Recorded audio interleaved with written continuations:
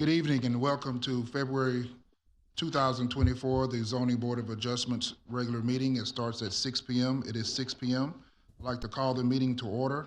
We have a quorum of 5 board members, and we have 2 alternates that will be just sitting in their location here. So we have a total of 7 people, but only 5 board members will be voting. We would like to move into our first order of business, which is approval of minutes of December 7th, 2023. Do we have a motion to have approval of minutes?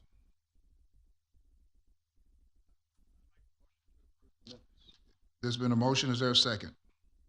I'll second it. It's been motion and second. Any discussion? All in favor, raise your hand. All opposed, raise your hand. The minutes approval for December 7th, 2023 has been approved. We'd like to move into our regular agenda. This is a consideration and possible action. This is an extension request for... Chair, that extension was withdrawn by the applicant. Okay. So that variance 23-12 has been removed. Correct. We would like to move into our second order of business. This is a consideration and possible action, VARZ 24-01, variance for a non-residential use in the Old Town Mixed Use District. This is a request by Lawrence and Tessie Gurley, applicant and owner, for approval of a variance as permitted by the Unified Development Code Ordinance number 2000-T to reduce the landscape buffer for a non-residential use that has a side or rear contiguous to any residential use or residential zoning district. This has a general location of 3602 East Plum Street, Pearland. We have a staff report. Thank you, Chair. So for this item, Patrick Bauer will be presenting the staff report. Patrick, take it away. Thank you, Martin. Good evening, Chair and members of the board. As mentioned, the request tonight is for a landscape buffer variance and specifically for an office use. And if you remember, a request for this property came at the December 7th meeting. And it was for somewhat of a similar request that had a special exception and a variance. The variance was for the landscape buffer, and what is being presented to you tonight is a different request from what previously was reviewed, which was a 3-foot buffer. And so as you can see in the table, there are actually 3 requests that are mentioned by the applicant in their letter of intent, and kind of breaking them down. They request that all these kind of be reviewed separately. So in terms of the landscape buffer depth, the first one is to allow for the proposed pavement along Galveston Avenue, or the front half of the property, to be 13 feet from the south property line. And then the kind of second request is breaking up the buffer depths in between the front of the property, so the parking that's going to be at the front and the parking at the back. And so that second one is to allow for the proposed pavement to be 4 feet from the south property line. And then kind of that last request, and kind of looking at these separately, is more focusing on the actual landscaping that'll be within that buffer. And I'll go into this a little further when we look at the site plan. And so to date, staff received a number of comments. They received 2 written comments in support and 1 phone call, and then received 1 written comment against and 1 walk-in who was against the request. Kind of looking at the zoning of the adjacent properties, we see to the north, south, and west is the Old Town Mixed Use District, which is similar to the property, and then to the east is the Single-Family Residential 2 zoning district. And in terms of the future land use of the property, the actual property is the Village District, which is essentially the designation for the entirety of the Old Town District. So those properties to the north, south, and west have that same designation. And then the properties to the east are mostly the public/semi-public, and then some medium density residential to the northeast. And looking at the surrounding uses, we see single family residential uses to the north across Plum Street, and then to the south, and then to the west is a townhouse development, and then to the east is a current school. And looking at a little bit of the history on the property, the subject property was first developed in 1948 with a single-family residence. Then it was annexed into the city in 1959. And then more recently, the property was platted in 2023. And kind of following up on what happened at the previous meeting, as mentioned, a special exception request and a variance request for the landscape buffer came before the board, and the special exception request, which was for the actual building, which is existing to be within the buffer, was passed 5-0. And then the variance to actually reduce the buffer in depth was failed to pass 2-3. And at that meeting, if you'll remember, there are 3 adjacent residents who were against the request, and they kind of mentioned concerns over the existing traffic congestion in the area due to the school and the encroachment of parking into the alley. Kind of here we get a look of the subject property today. We get a look at the building from Galveston Avenue, which, so this is looking if you're standing at the school looking at the building. Then we get a look from Plum Street. And then finally, we also get a look at the back side of the property, which would be within the alleyway, which is kind of standing at the townhomes. And lastly, we also get a view of kind of an aerial view of the property if you're standing, I guess, kind of over the school looking down on the property. And you can see the actual buffer would be relevant to the property that's kind of on the left-hand side of the image, which that would be the south side. So that's where the buffer is required. And so here's the proposed site plan for the property. So the existing 1,968 square foot building is kind of positioned in the middle. They're proposing 3 parking spaces along Galveston Avenue. And then they are proposing 6 parking spaces within the alley, with 4 of them kind of being a regular back out space, and then 1 tandem space. And as you can see on the right-hand side of the image, there also the request for the buffer depth is specifically for a 4-foot buffer, kind of more towards the back half of the property, and then kind of that front half has an actual 13-foot landscape buffer. Here we get a look at what the landscaping is proposed within the buffer, and we'll get a little more into this as we go through the following slides, which kind of discuss the applicant's deviations from the required landscaping. But the landscaping that they're showing is essentially a vegetative screen that would be consistent with what you would see in a buffer, for in terms of a vegetative screen. And so first, we're kind of just looking at what the buffer depth is. And kind of that first half would be saying, what is the buffer depth for what we call the front half of the property, or along Galveston Avenue? And the request, so if you're required to do what the code says, you would have a 30-foot landscape buffer, and that kind of shows coming down the middle of the property. So that'd be saying, if you don't approve, there would be no parking that can go past this point. If we're looking first at the front half of the property, they're requesting to do a 13-foot buffer for the front half of the property. And then for the actual back half of the property, and kind of that yellow line kind of shows the difference in where they're looking to have a 13 versus a 4. The required 4-foot would be more towards the back end of the property and is focused more at the tandem parking spaces in terms of the back half of the property. But those will be kind of 2 separate things that you can look at in terms of how you review them.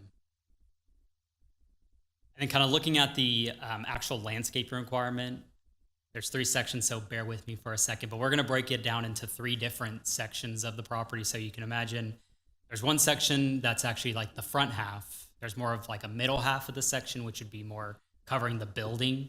And then there's going to be a back half of the section, which focuses more on the alleyway. And so per the applicant's request, they're requesting that from Galveston Avenue, so the front property line, to the rear of the adjacent carport, which would be approximately where this yellow line is. They're requesting to provide no landscaping per the request of the adjacent property owner to the south, which is included in one of the public comments and what the applicant will discuss a little further. And then from looking at the next section, from the rear of that adjacent carport to the beginning of the fence, there's a fence that goes kind of along the property here. They're requesting to provide a vegetative screen dense enough to be completely opaque year-round, which is at least 4 feet tall at planting and 8 feet tall within 12 months. And then kind of focusing more on that back half portion of the property from beginning of the fence to the alleyway.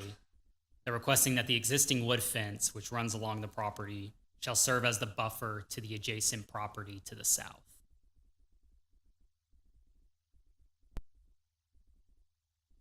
And kind of looking at the actual criteria for approval of a variance, staff found that the requests met 4 of the 8 criteria for granting a variance.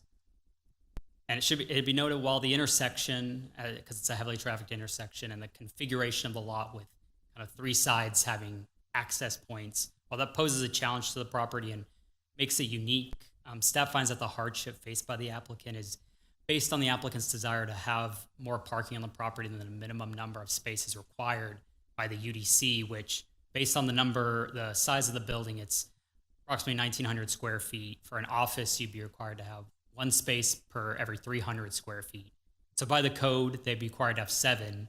There's an additional addition in the code that if you're in the Old Town area and you are a residential use being changed to a non-residential use, you may break that down by 50%. So potentially they could be required to have 4 based on the size of the building.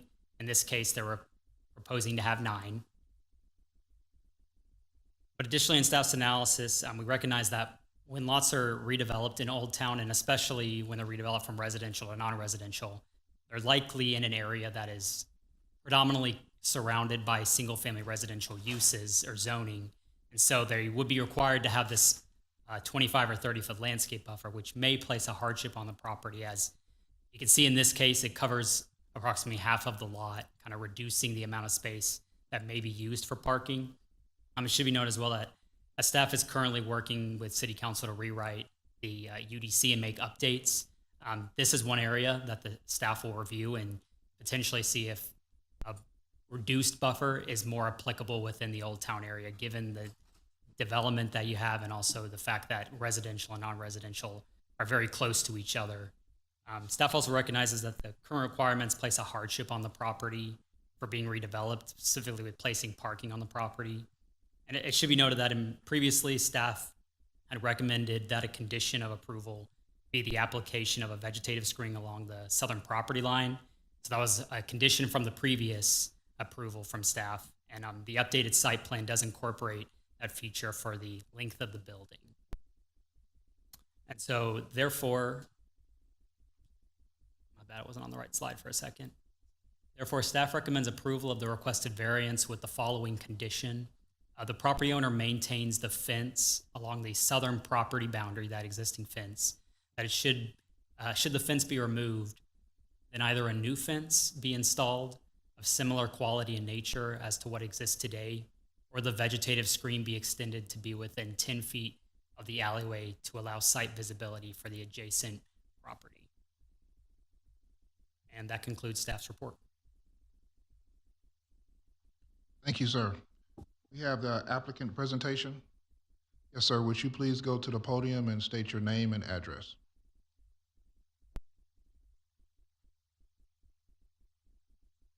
Is this on? Okay. My name is Henry Fuertes, and my address is 8512 Beacon Bend Lane in Pearland, Texas, 77584.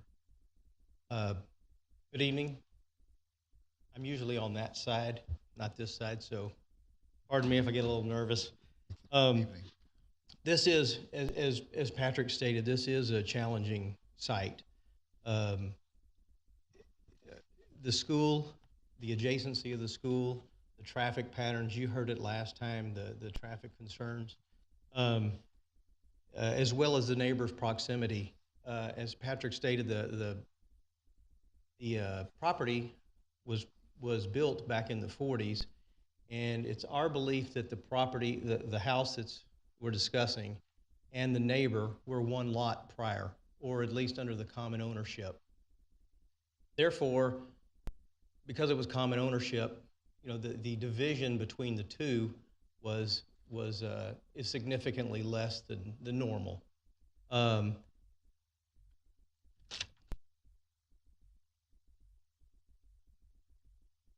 site plan itself, there were some improvements that we made. I believe Patrick covered those really well. We are requesting the vegetation, because of the neighbor and his concern with the automobiles parking next to vegetation, the wind blows, it scratches his car. He was requesting that it not be up to Galveston, but pulled back some. We thought it was fair to come to the first part of the garage, but the more we thought about it, we realized that if we're going to put vegetation right next to a garage, the purpose of the vegetation is, to take the visibility away between a commercial and a residential. So if we could, maybe perhaps start at the back corner of the garage up to all the way to the fence. The fence also being an opaque screening as required by the regulations, so we felt like that would suffice.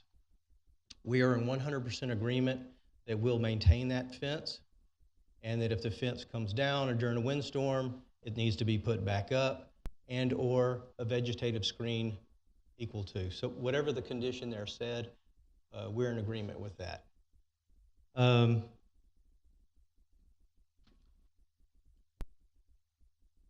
I did want to point out that if we look at the northern side, I'm sorry, the top side of this drawing is not north.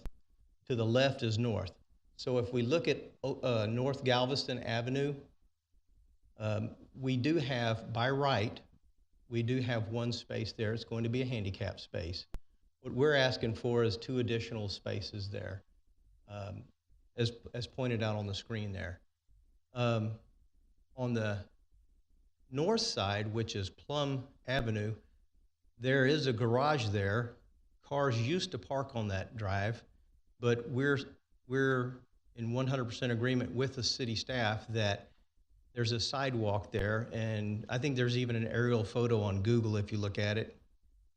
There's a car there or a truck, and its bumper is actually over the sidewalk. So for the safety of the kids, Mr. and Ms. Gurley have agreed that they will not utilize that parking just so the kids don't have to walk around and then go into the street during busy times. So we've given those up, and we were hoping in exchange, the alleyway now, if I can jump to the alleyway, that one, the first 3 spaces are actually granted by right. And in fact, if I could, very quickly, I printed out the regs that cover this, the old town site. Alley and street sides. Alleys and street sides are encouraged to be the primary access for parking lot, loading docks, etc. This will not be a restaurant, so it's not going to be a loading dock needed, but definitely for office use, we feel like the alleyway is the preferred parking, and by right, there's 3 spaces there. So I know the neighbors behind came and did not support these variance requests. Their reasoning was the alley, utilizing the alley. They felt like it was more for them. It really should be for both sides, and the city encourages that. Secondly, I know they mentioned the traffic, and I saw it today. The traffic at the school time is not ideal, but having an office here is not going to change that. The amount of trips per day from an office are minimal compared to the amount of trips for a school at, I think it was 3:30 to 4 o'clock today. It was a nightmare. And I'm sure it's the same way in the morning. The other thing I wanted to point out, just the regulations themselves stated the mixed-use developments. Under development regulations, mixed uses are encouraged on each block. So the use itself shouldn't be in question here. The use is granted, the use is encouraged. What we're really talking about here is the landscape between the buffer between the neighbor and this property. This property is the last one to switch, right? I mean, they're both residential prior. We've asked for a change. Therefore, the burden is on us. We realize that. I was told not to not to go into garden mixed use district, Garden O'Day. When we wrote those regulations, when we were part of them, and I'm saying we as part of Planning and Zoning Commission, we discussed some of those, and we discussed screening. Old Town Site, unfortunately, doesn't have the same regulations, so there's a difference in the screening requirements.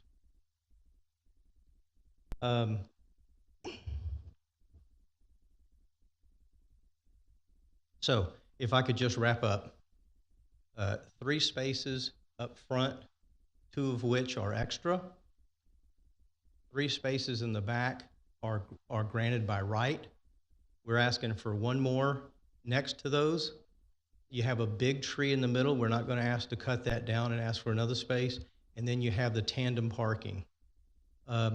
We are considering looking at that extra space next to the 3 by right. It is adjacent to the tree, and if that tree is going to be harmed, we're not going to put pavement there. We'd rather save the tree than have 1 extra space. So I know we're requesting it, but we will have a tree expert come look at it.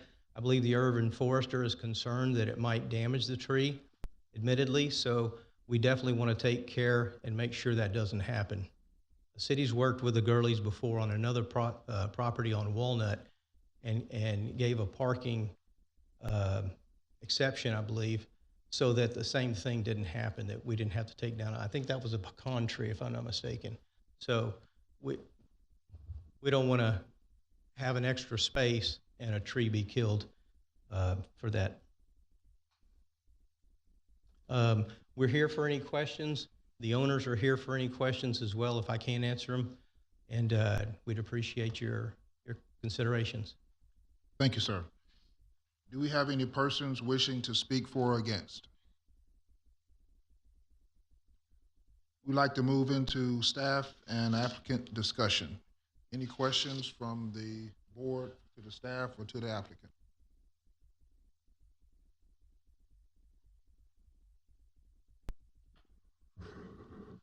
I have 2 questions for Patrick.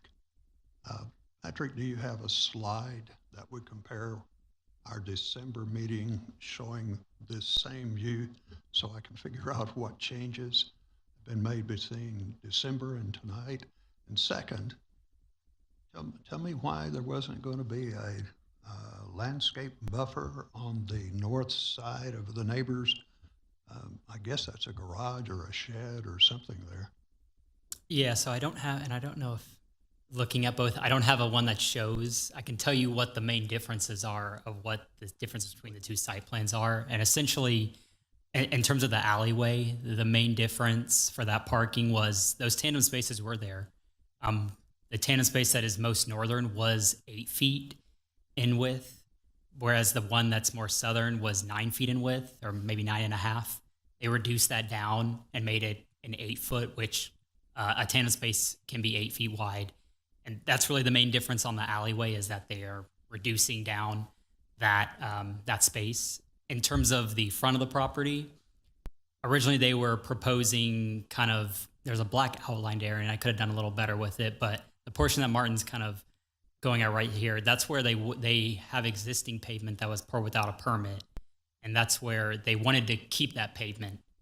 And this plan, they are removing that and making that totally a landscaped area. So they're essentially going from what could have been a 3 foot to a 13 foot. So they're adding back 10 additional depth and feet of grass back into that portion of the property. In terms of the landscaping, from talking with the adjacent property owner, the concern is if the applicant were to put the vegetative screen there and have the shrubs going along that within a 4 foot boundary, they'd be right up against the property line. And when essentially his driveway, and it's a carport, so you don't have a wall in between that and the shrubs, it's an open area. So whenever the shrubs grow, he is concerned that they are going to grow onto his site and potentially cause an issue with his cars being there or with his carport. So that's why he requested, and he also has a written comment that either there be no buffer or that the buffer, if it is to be placed further into the property, and that it could be either planters or a vegetative screen, but that if they were to be required to do that, that it be pushed into the property more so it doesn't impact kind of their driveway area. Okay, so the fence on the top left of, yes, that fence would not, or rather the landscape buffer would be extended south on my screen, parallel, and then there would be how much of an opening between the side of the garage and the subject property? You're saying 4 feet? Yeah, so where the garage is, can you go back to the site plan, Mark? So let me see if it shows so you can see where that carport is. It's Yes. very close to there, and essentially imagine that vegetative screen is continued where those ones to the south, and not south, but Yeah, to the, that was the question I had, was that space right there. imagine they continue up. That's the concern from the resident, is that if they're required to put them there, that may impact his carport. He would rather either reduce that impact by not having them or have it be pushed in more so that it doesn't impact his property. All right, that's the question I had. Thank you very much. Any other questions or comments from the board?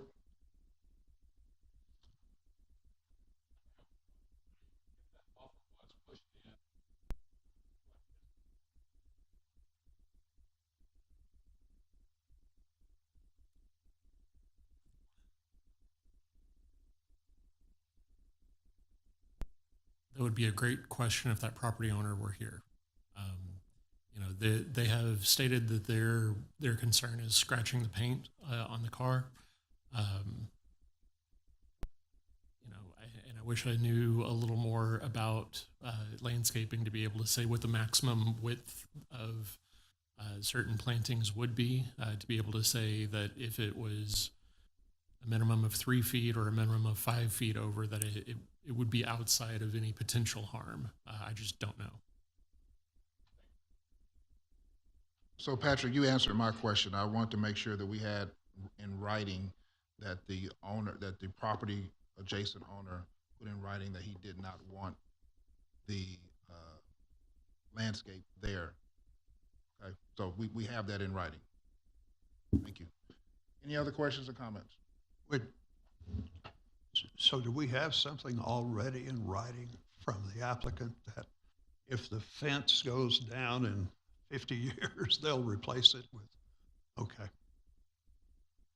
Okay, we're gonna vote on each one separately, correct?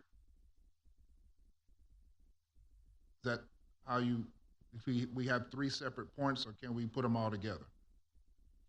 You could put them together, but if there is not uniformity in the vote, if some people want one way and others want something different, then it can create a barrier. So Okay. if you have an idea of how y'all are leaning, it's more efficient to do it all in one motion. We'll put them all together. Okay. We're gonna do it individually. We're gonna do them individually. And Patrick, could you put up the screen that showed those various hearts? I think before that, I thought, yeah, keep going back to something y'all have got as a proposal. There you go. Oh, you went right past it. Oh, right there. Let's see. Adjacent raised concern. Next page. Nah, that's not it. Request. Let's see. Right there.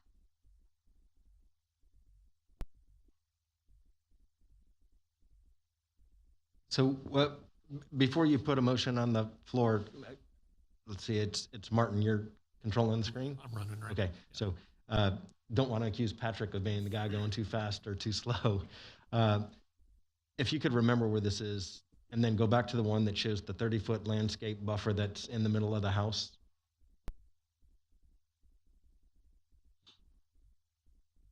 So this is one of the things that we saw with this request and a similar request at the last meeting.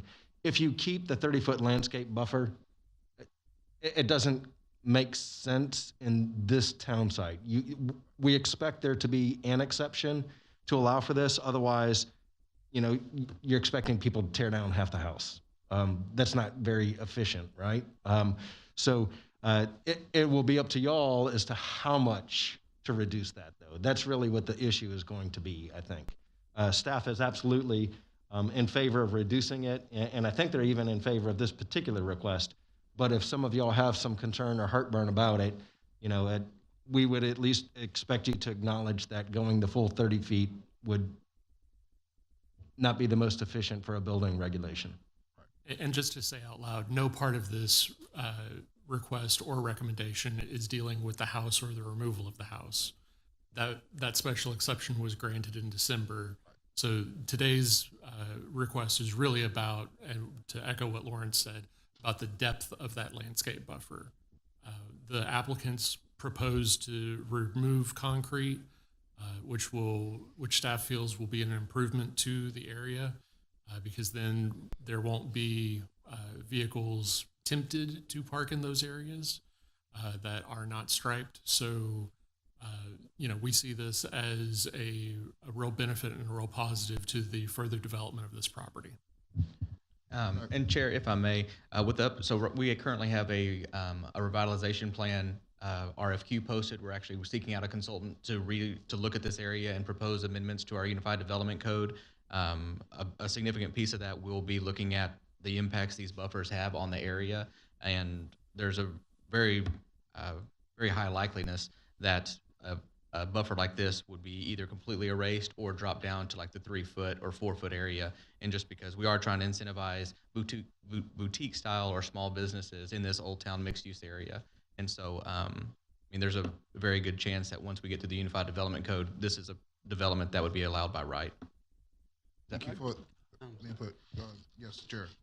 As part of this variance, are we going to request that they eliminate the existing paving along East Plum Street?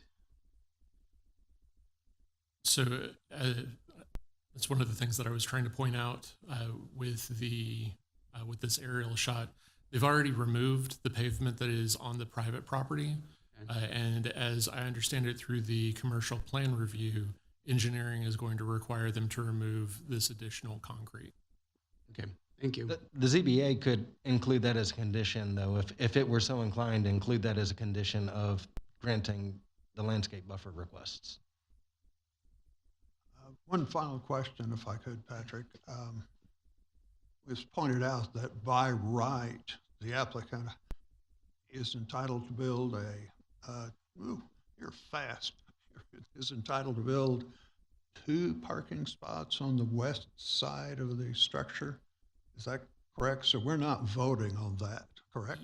So the alleyway, I guess the west side is the alleyway, Right there. correct? So they are by right able to go 30 feet in, which you could fit 3 spaces would be approximately 27 feet. And the same goes for the 2 parking spots on the west or east side, right there. Yeah, so the 2 parking space, it's actually 1 space and then like the handicap space to actually get out of your car, but it's 1 space. So they can do 4. Our vote tonight is not doing anything with respect to that. They can do that by right. They could turn in a permit today and it'd be approved in terms of those spaces.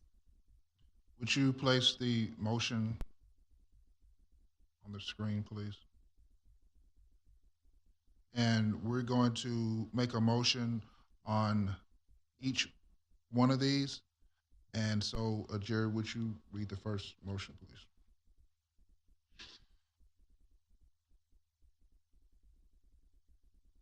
Yes.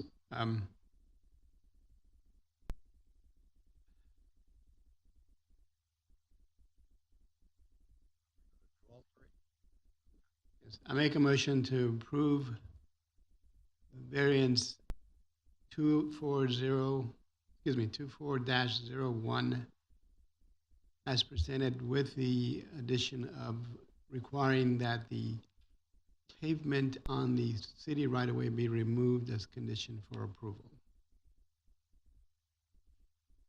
And to allow for parking along Galveston Avenue to be 13 feet from the south property line. unless I'm mistaken, I think that Mr. Acosta was putting all, this motion to approve with the condition would be for number 1, 2, and 3 all together. So he Correct. put them all together. Yes, sir. So there's been motion, is there a second? I'll second it. Can we have some Any discussion? I have a question, and maybe I'm reading this request details wrong. There's nothing in the request that speaks to the concrete that I think the city, or Martin, I forgot how you said it better, Patrick. That strip of concrete needs to be removed, you said, along the north side of the existing sidewalk. Jerry put it in there. Yeah. Okay. Yeah. All right. My apologies. Yeah, so the motion that's on the table is for all 3 portions of the request plus removal of the concrete in the right-of-way. Perfect. Any further discussion? No. All in favor, raise your hand. All opposed, raise your hand. Motion carries 5-0. And this will adjourn the February 1st, 2024 meeting, and it is 6:36 p.m.